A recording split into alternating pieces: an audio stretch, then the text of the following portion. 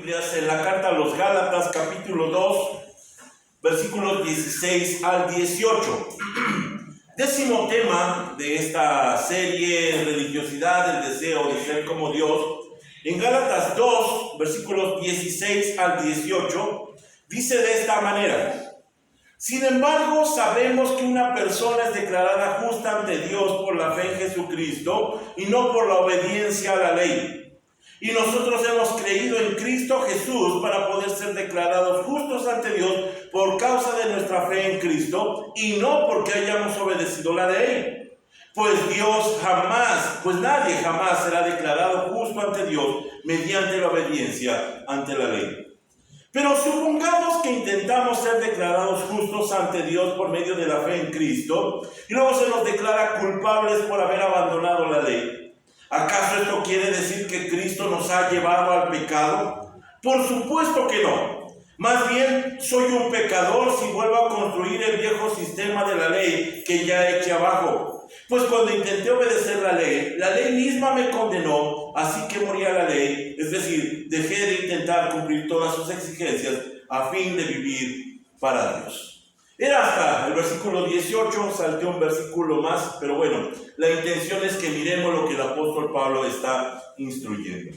No sé si usted ha escuchado aquel eslogan cristiano, era un eslogan publicitario, que dice: Cristo no es una religión, sino que es relación.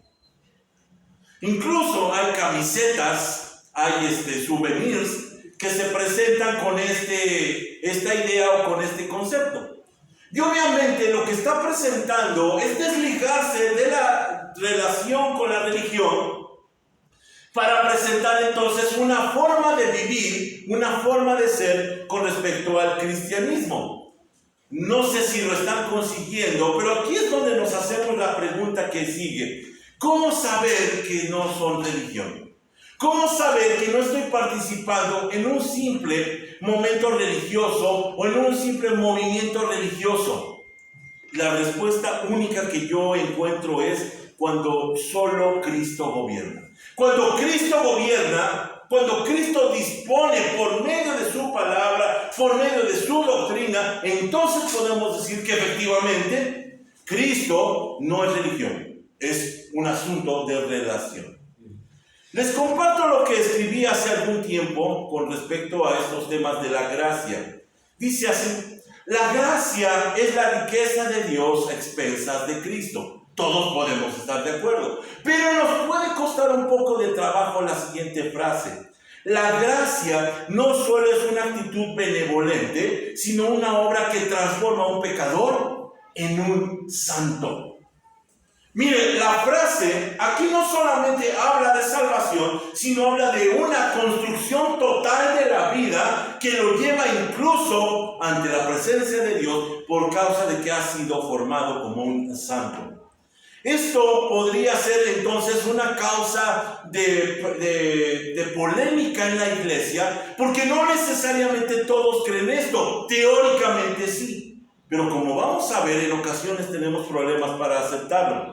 Y es que después de la narración que el apóstol Pablo ha hecho de su confrontación con Pedro, ahora lo que va a hacer es instruirnos con respecto a por qué el problema que tuvo con el apóstol Pedro. Él es un teólogo. Y quiero llevarlos nuevamente al versículo 16, que podríamos decir que es el resumen de la gracia.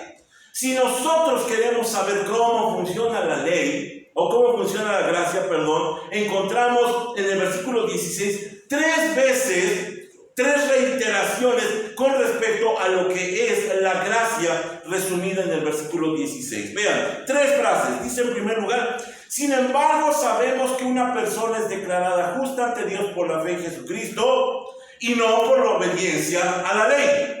Primera frase. Segunda frase, vuelve a reiterar: y nosotros hemos creído en Cristo Jesús para poder ser declarados justos ante Dios por causa de nuestra fe en Cristo y no porque hayamos obedecido la ley. Exactamente lo mismo. Tercera frase: pues nadie jamás será declarado justo ante Dios mediante la obediencia a la ley. En tres ocasiones el apóstol Pablo insiste.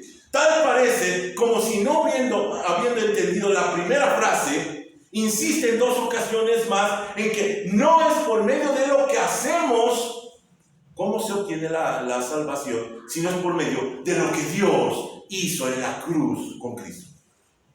Es por medio de solamente creer que Él es nuestro Salvador, que Él es nuestra redención, que Él tomó nuestro lugar, como dice el apóstol Pablo correctamente, que es como se accede a la gracia que tenemos de Dios. Ahora, aquí hay un problema, porque en ese momento los religiosos judíos, judaizantes, enseñaron que también se necesitaba obedecer la ley. Este es el gran conflicto que tenemos en la carta a los Gálatas. Unos dicen que solamente es por gracia, por medio de la fe, y los judaizantes, los religiosos, dicen no, hace falta hacer algo más. ¿Cómo creen que solamente por medio de creer? Y aquí vemos la primera mezcla sincretista, como cualquier otra religión, que nos muestra los 2 patrones. Una de supuesta confianza en Dios y la otra, sin embargo, de luchas personales, en donde se nos invita a que nos esforcemos, a que logremos, a que busquemos, a que cumplamos con algunos requisitos, y entonces empieza a echar para atrás el concepto original. Ahora, cuando nosotros vemos esto, tenemos que preguntarnos, ¿esta es una afirmación inocente?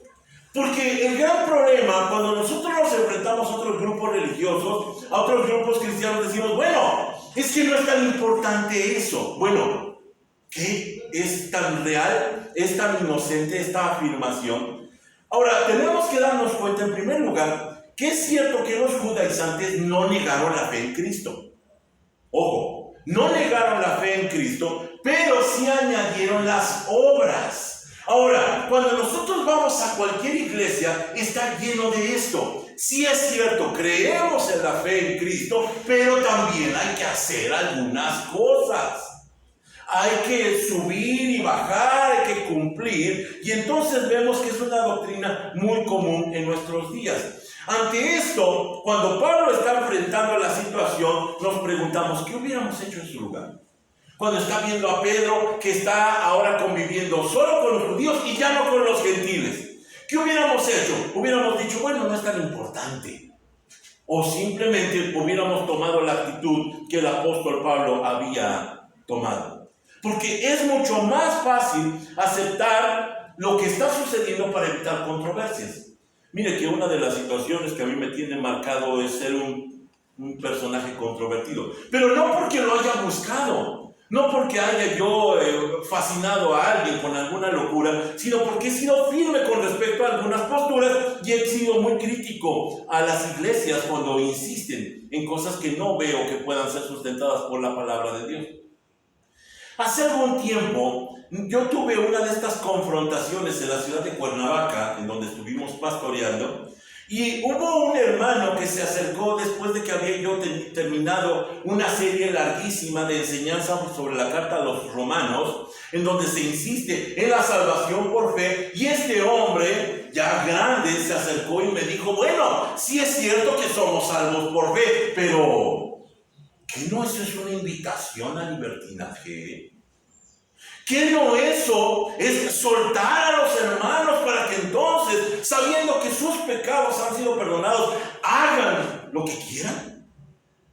No recuerdo qué le contesté en ese entonces, pero sí me acordé lo que dijo el apóstol Pablo, porque le llegaron también con semejante pregunta. Esa fue la queja. De hecho, él la registró en Romanos 6:1.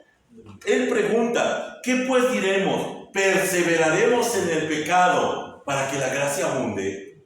Porque parece que esto se está enseñando cuando se habla de la gracia, y esto es escandaloso. Entonces nos damos cuenta entonces que la gracia es escandalosa. ¿Cómo puede necesitarse solamente la fe? ¿Cómo podemos nosotros esperar que todo se resuelva por medio de nuestra fe?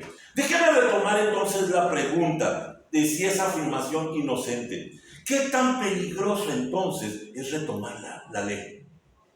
¿Qué tan delicado, según el apóstol Pablo, es retomar el asunto de la ley? Recordemos que para los judíos, que son también cristianos en el siglo I, para ellos es absolutamente normal cumplir con la ley porque son judíos y a la vez confiar en la gracia. Recordando que ya habíamos dicho en una ocasión anterior que los que eran judíos lo dejarían de ser hasta que fuera destruido Jerusalén y el templo. En el año 70 se acabó la cultura judía, pero hasta que no sucediera eso, ellos seguían siendo entonces partícipes de la iglesia, en la gracia, y por el otro lado también de la ley por medio de ser judíos. Ahora, el problema es que estaban demeritando la gracia. Y aquí entonces me fui al versículo 17, que yo doy gracias a Dios por esta nueva traducción viviente, que lo traduce de una manera tan sencilla que sorprende. Pero supongamos que intentamos ser declarados justos ante Dios por medio de la fe en Cristo, y luego se nos declara culpables por haber abandonado la ley. ¿Acaso esto quiere decir que Cristo nos ha llevado al pecado? Mira, mi conflicto fue que era tan claro que entonces desconfié de la traducción. Dije, no, aquí puede haber algún problema. Y entonces allí me di cuenta que no era un problema de traducción, porque incluso me fui al original griego para mirar que efectivamente la Reina Valera 60, la traducción tradicional, tenía razón en traducir de una manera más sencilla, pero falla en su interpretación. Déjenme explicarme, los que conocen de idiomas saben de esto. No es lo mismo traducir literalmente lo que se dice en el inglés que interpretar lo que se quiso decir. Es decir, que cuando nosotros tenemos traducciones distintas, no están buscando traducir literalmente, sino interpretar para que nosotros entendamos. Este es un llamado para todos aquellos que dicen que están mal las traducciones nuevas, pero sin embargo lo que nosotros encontramos en ello es una interpretación según el contexto cultural para que se entienda. No se están añadiendo ideas, pero se está tratando de que nosotros entendamos de mucho mejor manera. Así que con esto me fui a 5 versiones distintas. Bueno, estudié muchísimas más, pero en 5 versiones encontré lo escandaloso que resultaba, lo cual estaba señalando el apóstol Pablo con respecto a este asunto tan tremendo del judaísmo introduciéndose a la iglesia. En primer lugar presento lo que dice la Nueva Biblia Viva. Dice de esta manera, léalo conmigo. Ahora bien, ¿qué pasa si confiamos en Cristo para salvarnos y luego nos damos cuenta de que nosotros mismos somos pecadores? ¿Tendremos que decir que la fe en Cristo fue nuestra perdición? De ninguna manera. Mire, esta nueva Biblia, por cierto, de las últimas que ha salido, nos enseña algo que está implícito y que no nos habíamos dado cuenta. Los judaizantes estaban afirmando que no era suficiente la fe. Me refiero a esa frase que está subrayada en rojo. Tendremos que decir que la fe en Cristo fue nuestra perdición. La fe, dicen ellos, no es suficiente, hace falta las obras. Hace falta hacer algo más. Este es el argumento religioso. Y si recordamos, alguien me preguntó que por qué se llamaba religiosidad el deseo de ser como Dios. La respuesta es que la religión promueve la autosalvación. Tú puedes redimirte a ti mismo. Y es justamente lo que dijo el primer conferencista motivador a una audiencia de 2 personas en el Génesis. No morirán, sino que serán como dioses. Y eso como le gusta escuchar a la gente. Vas a ser poderoso, vas a ser pudiente, vas a tener poder. Por eso decimos que la religiosidad va en contra de Dios. Y el apóstol Pablo la está atacando. Desde entonces el religioso está luchando por salvarse. Y persiste en este trabajo que definitivamente no es espiritual. La segunda versión nos muestra otra faceta. La Nueva Traducción Viviente que ya leímos dice, pero supongamos que intentamos ser declarados justos ante Dios por medio de la fe en Cristo y luego se nos declara culpables por haber abandonado la ley. ¿Acaso no quiere decir que Cristo nos ha llevado al pecado? Por supuesto que no. En segundo lugar, los judaizantes no solamente afirmaban que no era suficiente la fe, sino también que Cristo no era suficiente. ya se empieza a poner difícil. Ya empieza a ser delicado. Estos puntos vivos nos demuestran por qué Pablo está tan enardecido. No solamente implican o afirman que no era suficiente la fe, sino que Cristo no era suficiente. Ahora, cuando hablamos de las iglesias actuales, insisten en la salvación por fe, pero en la santificación por las obras. Cuando insisten en hacer muchas cosas, hacer muchos logros y muchos esfuerzos, definitivamente implican rechazar a Cristo y se convierten en cualquier religión. Es como cualquier religión y por eso se tiene que inventar el eslogan: Cristo no es religión, es relación. Y quien dice, convénceme, definitivamente se equivoca.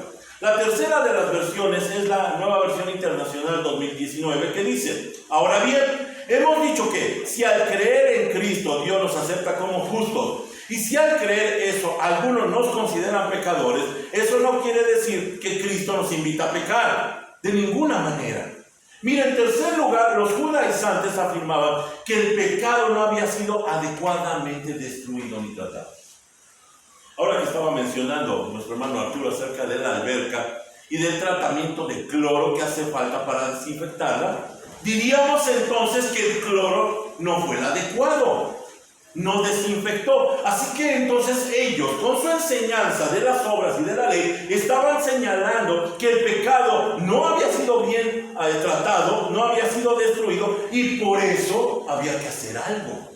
Ahora, esto vamos a tratarlo en un punto más, el problema del pecado, para clarificarlo.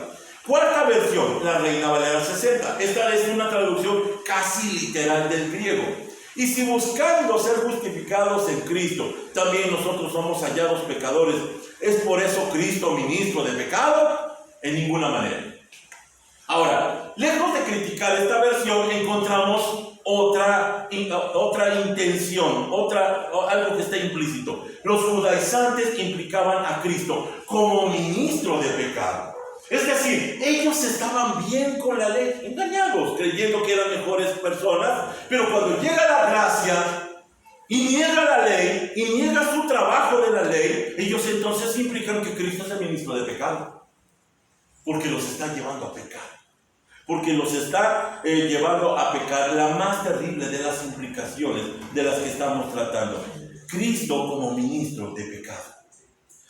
Cuarta versión, la Biblia Torres Amat de 1825, es una Biblia católica que dice: y si queriendo ser justificados en Cristo, venimos a ser también nosotros pecadores por no observar la antigua ley, ¿no se dirá entonces que Cristo es ministro y causa del pecado? En ninguna manera puede jamás hacerlo. Mire la parte que está subrayada en rojo: venimos a ser también nosotros pecadores por no observar la antigua ley. Vemos que de aquí partió la discusión.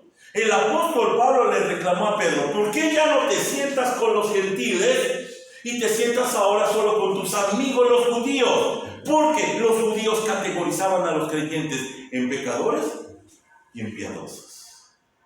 Esta es la religiosidad.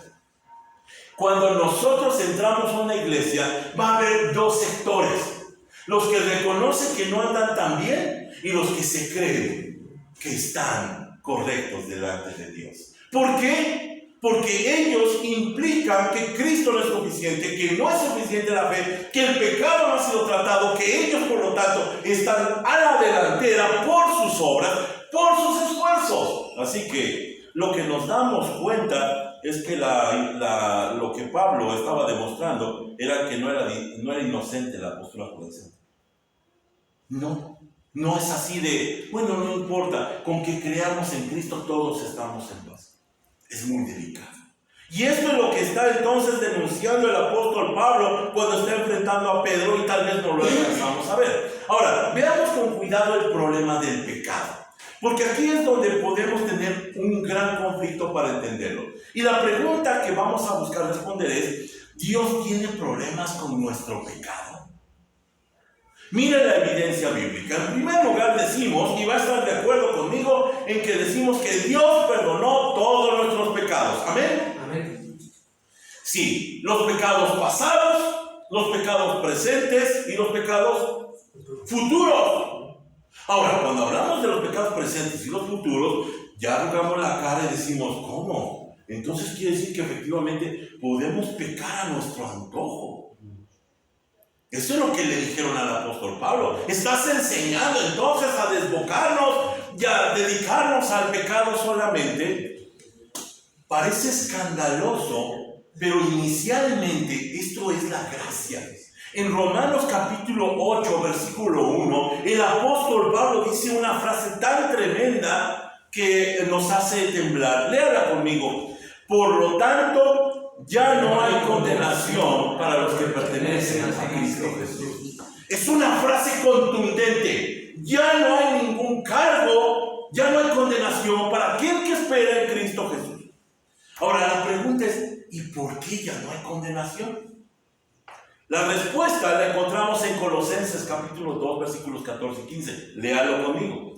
Él anuló el acta con los cargos que había contra nosotros y la eliminó clavándola en la cruz. De esa manera desarmó a los gobernantes y a las autoridades espirituales, los avergonzó públicamente con su victoria sobre ellos en la cruz. Ya no hay condenación porque ya no hay acta. Para que usted pueda ser juzgado necesita un acta en su contra. Pues resulta que el acta ya no aparece porque fue clavada en la cruz. Y dice entonces que por eso los desarmó a los gobernantes y a las autoridades. Ya no encuentran el acta. El fiscal ya no tiene con qué acusar al que era antes su cliente en contra para poder descargar su juicio. Ahora, esto no es nada raro, porque como dice en Isaías 43, 25, léalo conmigo. Yo soy el que borro tus rebeliones por amor de mí mismo. Yo no me acordaré de tus pecados.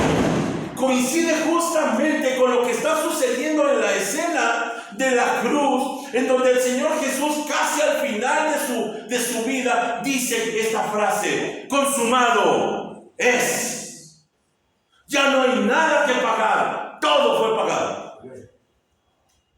Así que efectivamente ya no hay acta, ya no hay condenación, por lo tanto. Pero en tercer lugar, tampoco ya hay acusador.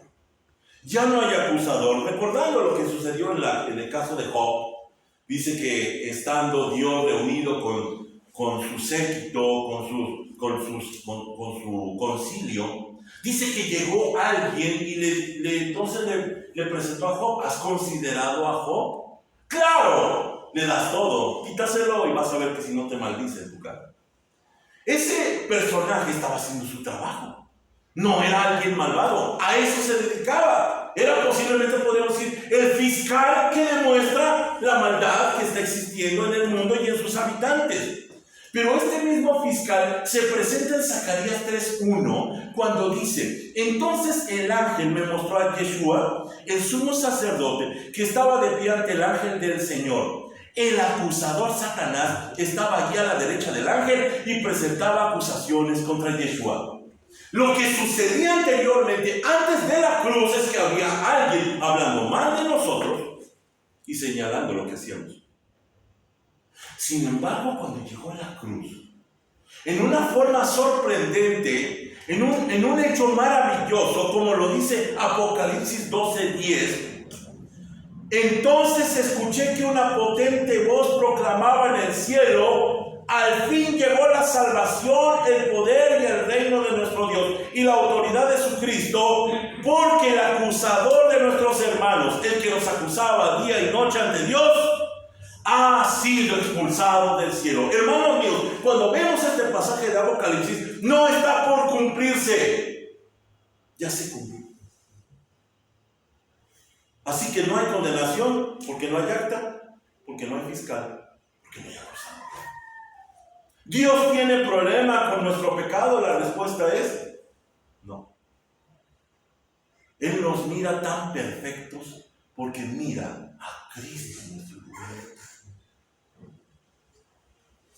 Ya entonces se desmitifica aquel pensamiento que nos heredó la cultura católica: que Dios me agarre confesado, porque si estoy en mis pecados y muero, no voy al cielo. No, no es cierto.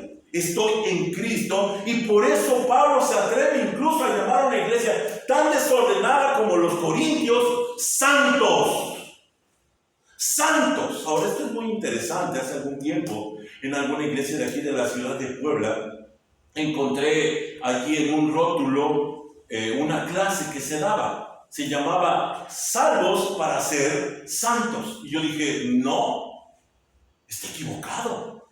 Porque se piensa que somos salvados para después hacer nuestro trabajo y llegar a la santificación. No es cierto, porque dice la palabra de Dios que sin santidad nadie verá a Dios. Así que más bien somos hechos santos para ser salvos. No puede ser de otra manera.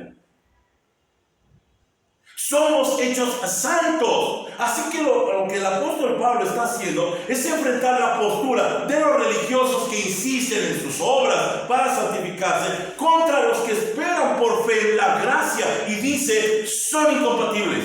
O existe una o existe otra. Las iglesias, cuando predican la gracia, pero tienen una lista de cosas que hacer, entonces ya no es gracia. Y entonces la iglesia está mal. Y entonces la doctrina es equivocada. Mire lo que dice el escritor Nicole, que vengo a presentarles, porque Cristo no introdujo el pecado, sino que lo reveló, no les quitó la justicia, sino su falsa demostración. El reproche de los judaizantes fue en realidad el mismo que todavía se insta a la doctrina evangélica, que es inmoral, colocando a los virtuosos y viciosos en la categoría común de pecadores. Mire, ¿cuál es el problema? El gran problema que nosotros enfrentamos es que ahora resulta, como dicen aquí en México, que los patos les tiran a las escopetas. En lugar de que las escopetas le tiraran a los patos, ahora resulta que los religiosos señalan a aquel que espera por fe en Cristo y dicen, tú estás mal, deberías de esforzarte más. De eso están llenas las iglesias, de los que nos juzgan. ¿Cómo solamente esperas en la fe? ¿Cómo solamente esperas que Cristo te pueda salvar? Ahora resulta que ellos son los que nos señalan como inmorales. Y es que la religiosidad, es decir, las obras de la ley, es aceptada como parte del cristianismo por no aceptar que el pecado fue destruido por Cristo. Este es el problema. Las iglesias nos ponen una lista en donde debes de diezmar, debes de asistir, debes de orar, debes de leer. Una lista para cumplir porque piensan, hay que hacer algo con el pecado o que tú no pecas. Y entonces el religioso dice, obras, ley, esfuerzo. Pablo dice, no, fe, gracia. Ahora déjeme presentarle lo que hace algún tiempo encontré en un escrito de un hombre, John Reisinger, que escribió este libro. Si quiere que se lo comparta, se lo puedo compartir por WhatsApp, que nos habla de las cuatro simientes, de Abraham. Y dice lo siguiente, mire, esto a mí me estremeció. No hagamos los mismos errores que los reformadores cometieron. Ellos reformaron completamente el mensaje del Evangelio de la justificación por fe, pero fallaron en reformar algunas otras doctrinas. Ahora, si usted se ha dado cuenta, nuestro escudo antes decía Comunidad Bautista Reformada. Ya no dice reformada, nada más dice Comunidad Bautista. Porque aquí está implícito el error religioso. Y yo dije, esto no lo comparto. Mire lo que le presento. Dice, ellos echaron fuera la justificación por las obras de la ley, pero conservaron la santificación por la ley. Esto habla de las iglesias reformadas. Ellos rechazaron la autoridad de la iglesia sobre el alma, pero se aferraron a la autoridad de la iglesia sobre tu conciencia. Todo te tienen que manipular. Ellos descartaron el sacerdotalismo y lo sustituyeron por el clericalismo. Es lo mismo. Ellos rechazaron la autoridad de la tradición de la iglesia, la cual enseña la infalibilidad papal, pero la reemplazaron con credos hechos por hombres que pronto se volvieron tan autoritativos como las escrituras.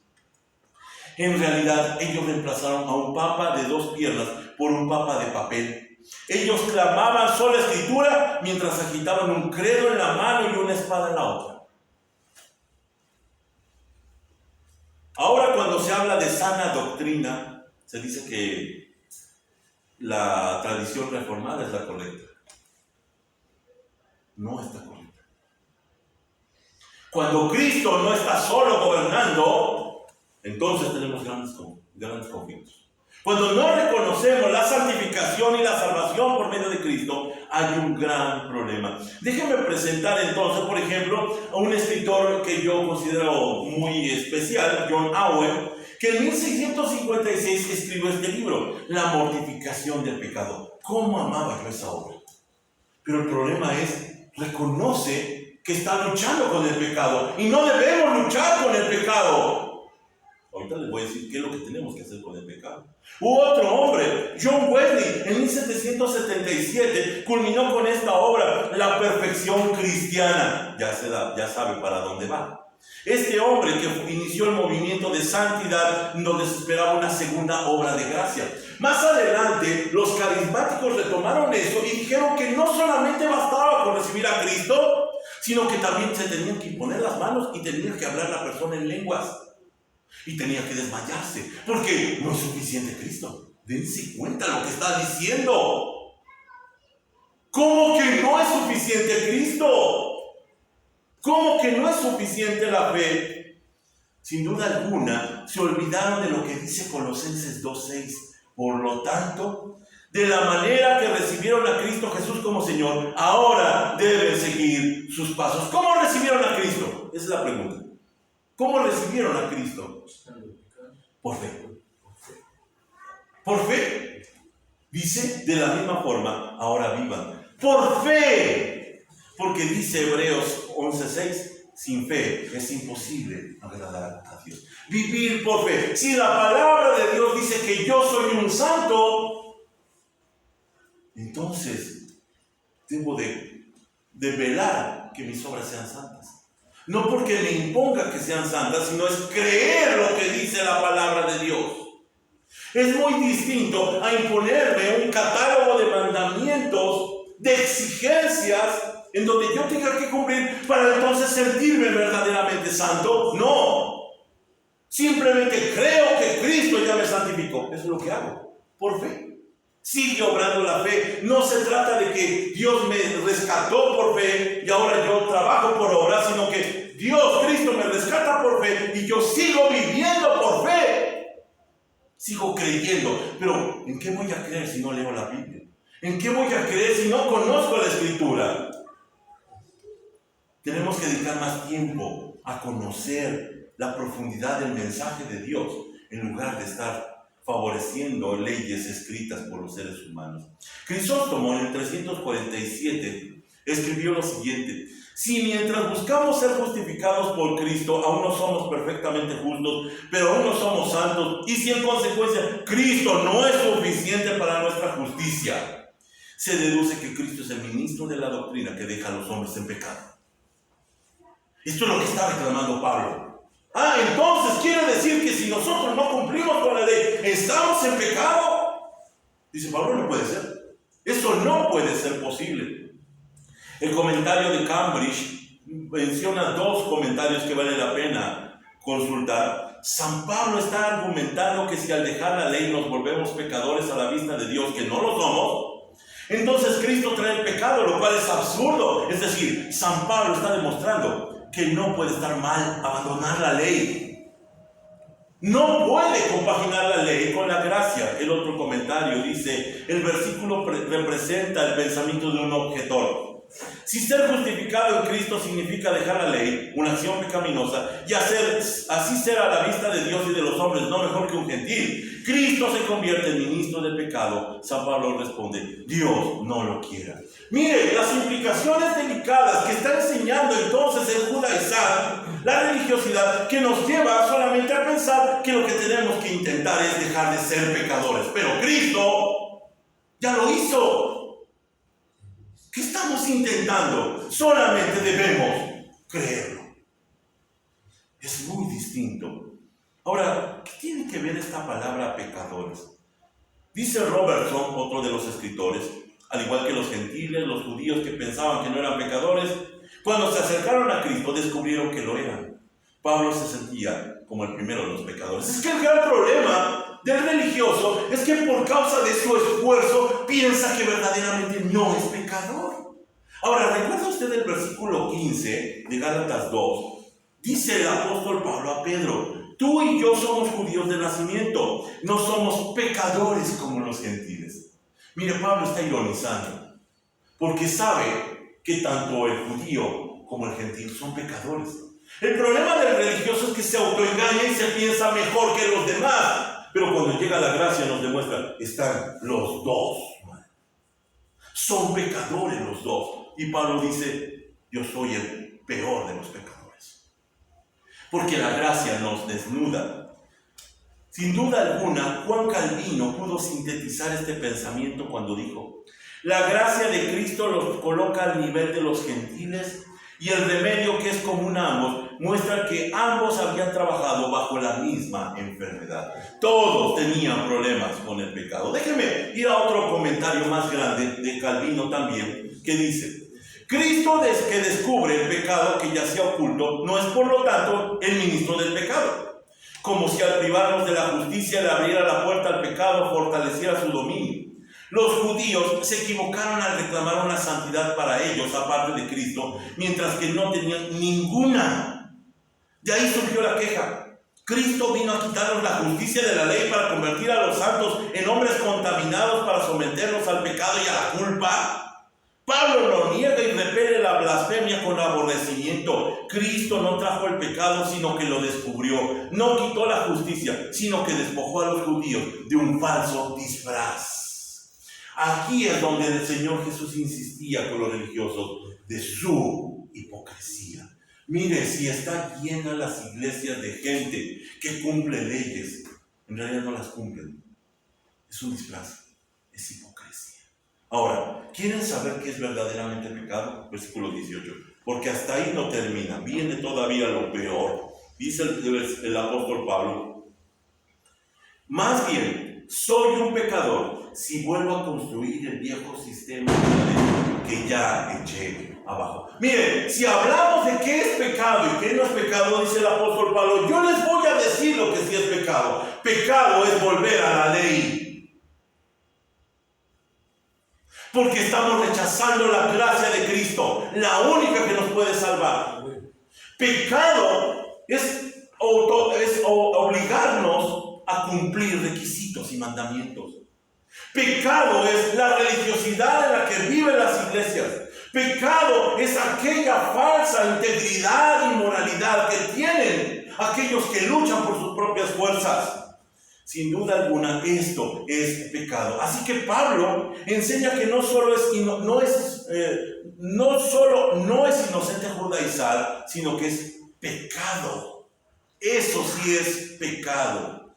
Dice nuevamente el comentario de Cambridge: no es pecado abandonar la ley buscando la justificación y así encontrarse en el mismo nivel que un gentil pecador, porque el pecado está en volver a la ley, como estáis pensando hacer vosotros los gálatas.